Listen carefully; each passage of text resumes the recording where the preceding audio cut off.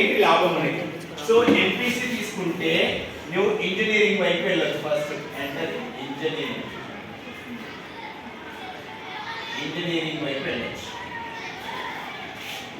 Okay, engineering వైపు దేశంలో ఉన్నటువంటి ఐఐటీస్, తర్వాత ఎన్ఐటీస్, ఎన్ఐటీస్, తర్వాత ట్రిపుల్ ఐటీస్, వీటిలో మనం ఏం చేయాలి?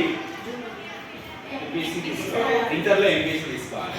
ఓకే, మరి ఎంపీసీ తీసుకోవడం ఐఐటి ఎన్ఐటి దీంతో పాటు మరి ఏమవుతుంది?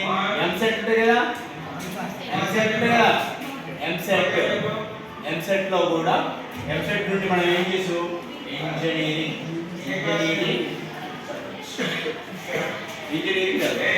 ఇంజనీరింగ్ లో చాలా బ్రాంచ్ ఉంటాయి.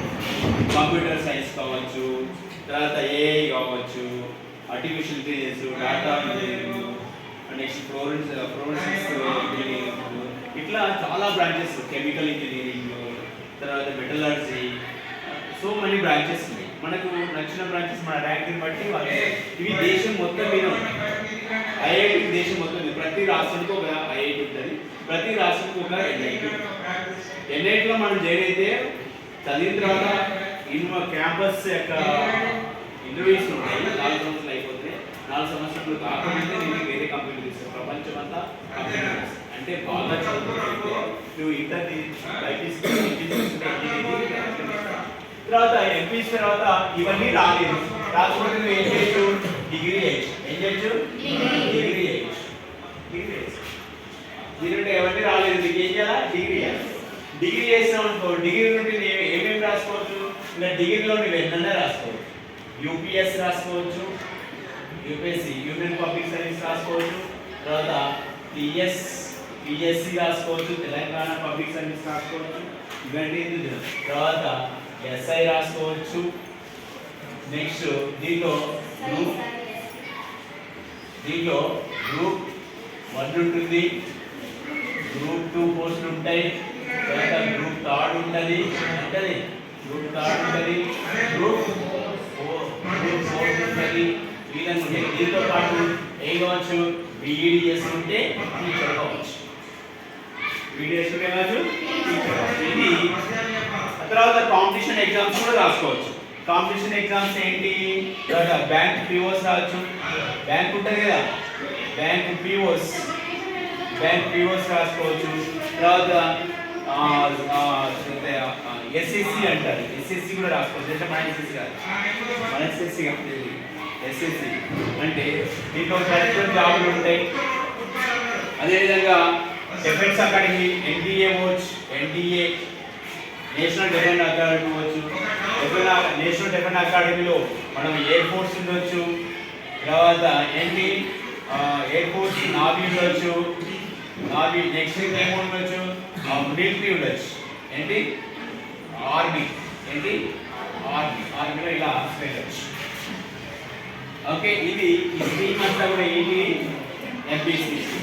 మరి బైపీసీ తీసుకుంటే ఏం కావచ్చు? బైపీసీ మెడిసిన్ బైపీసీ తీసుకునేది మెడిసిన్ తీసుకోవచ్చు. మెడిసిన్ అంటే నీట్ రాస్తే వస్తుంది.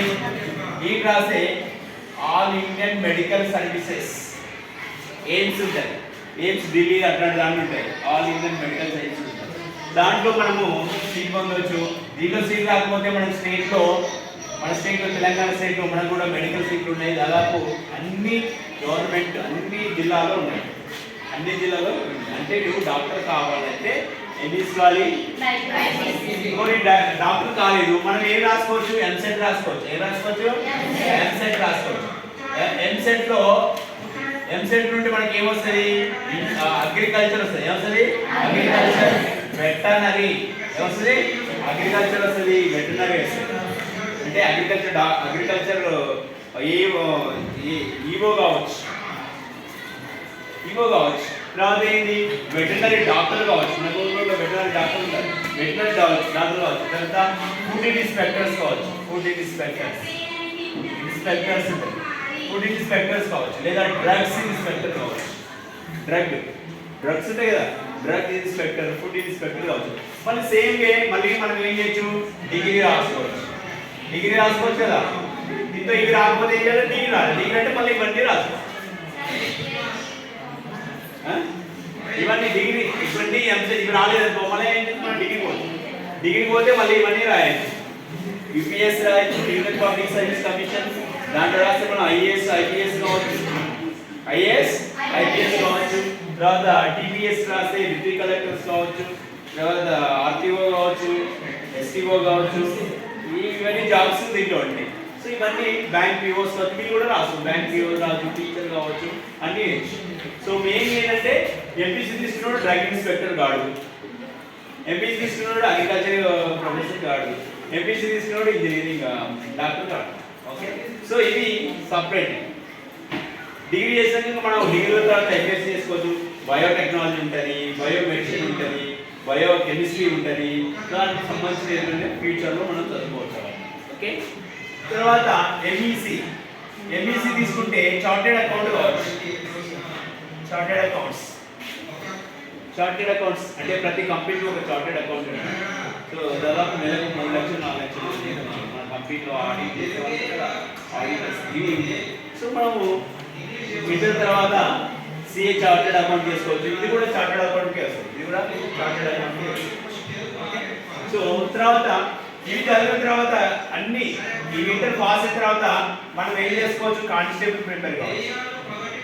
వీటన్ని పాస్ అయితే ఇంటర్మీడియట్ పాస్ అయితే జాబ్ రావాలి. ఎప్పుడే మనం ఏం చేయొచ్చు? కానిస్టేబుల్ కూడా ఎలిజిబుల్ ఉంటుంది. 18 సంవత్సరాలు నిండి తర్వాత constable government, Telangana government, Andhra government job చేస్తే మనం దాంట్లో ఇచ్చు. తర్వాత సెంట్రల్ ఫోర్స్లో జైలు కావచ్చు, సిఆర్ఎఫ్ఎస్. ఇలా సెంట్రల్ ఫోర్స్లో కూడా మనం జైలు కావడానికి ఆస్కారం. లేదా రైల్వే టికెట్ టీసీ కావచ్చు, చాలా చాలా ఉన్నాయి. రైల్వే టెక్నికల్ జాబ్స్ ఉంటాయి, రైల్వే జాబ్స్ కూడా ఉంటాయి. రైల్వే జాబ్స్లో కూడా మనం ఎంట్రీ కావచ్చు. సో కనుక ఇవన్నీ ఉంటాయి. హెచ్ఈసీ తీసుకున్నాం అనుకోండి, మనం హెచ్ఈసీ తీసుకున్న తర్వాత కానిస్టేబుల్ రాసుకోవచ్చు. ఇది కూడా బ్యాంక్ పిఓస్ రాయొచ్చు, బ్యాంక్ పిఓస్ రాయొచ్చు. లేదా కాంపిటీషన్ దీని తర్వాత డిగ్రీ చేయొచ్చు. డిగ్రీ తర్వాత మనం అన్ని ఎగ్జామ్స్ రాసుకోవచ్చు. హెచ్ఈసీ తీసుకున్నా కూడా అన్ని ఎగ్జామ్స్ రాసుకోవచ్చు. కాకపోతే మ్యాథ్స్కి కొంచెం బెటర్ ఇంప్రూవ్మెంట్ ఉంటుంది. మ్యాథ్స్కి ఏమవుతుంది? కొంచెం ప్లస్ పాయింట్ అవుతుంది. అంటే మ్యాథ్స్ చేయడం వల్ల కొంచెం ప్లస్ పాయింట్ అవుతుంది. మిగతా కాంపిటీషన్ ఎగ్జామ్స్లో మనం ఈజీగా గెట్ ఆన్ కావడానికి ఆస్కారం. కనుక మీరు ఆఫ్ చేస్తారు. ఇప్పుడు కనుక మనం ఏం చేయాలి?